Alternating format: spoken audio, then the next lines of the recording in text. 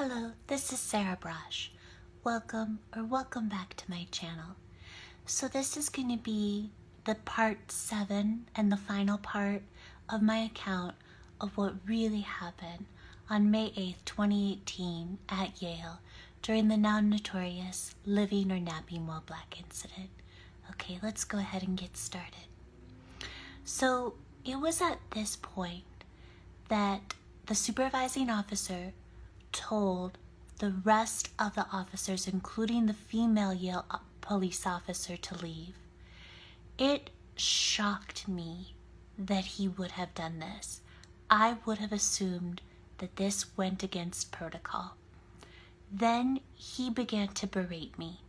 He told me that I had no right to ever question the presence of a sleeping stranger in the common room next to my isolated dorm room, even if the common room had been used all evening to terrorize me in my own home. He said that what I had done was harassment and that he was going to tell the graduate school to let them know. I said, no, please listen to me. I am the one being harassed. I am the one being harassed. Then he told me that I never should have called the Yale campus police because this was not a criminal matter. And I said, but it is a criminal matter. And he replied to me loudly and angrily, I am telling you that it is not.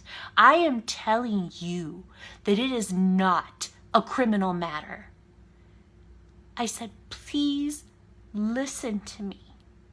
Please understand me. And the supervisor said to me, oh, I understand you perfectly. I absolutely knew at that point that he was trying to frame me as a racist, as having perpetrated racial harassment, even though he knew that I was the one being harassed. He said, we're done here. I said, please listen to me. Please let me tell you what is really happening here. I beseeched him in what I'm sure was a plaintive tone. Then he said to me, no, I'm done listening to you. This conversation is over. And he walked away from me. I went into my dorm room. Of course I was terrified. But honestly, at the time, I still thought that I could rectify the situation.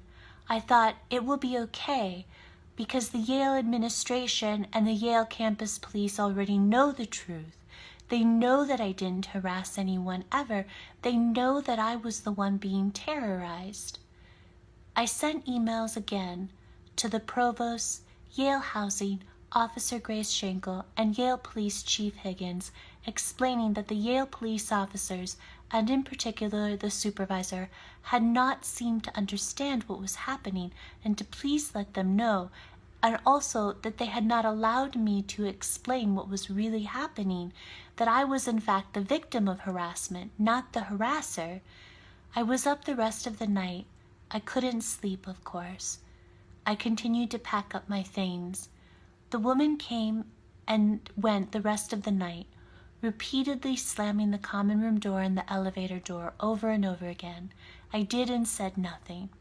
Around 5 a.m. or thereabouts, I could hear the woman slamming the common room door and the elevator door just over and over and over again for a long time, like maybe half an hour.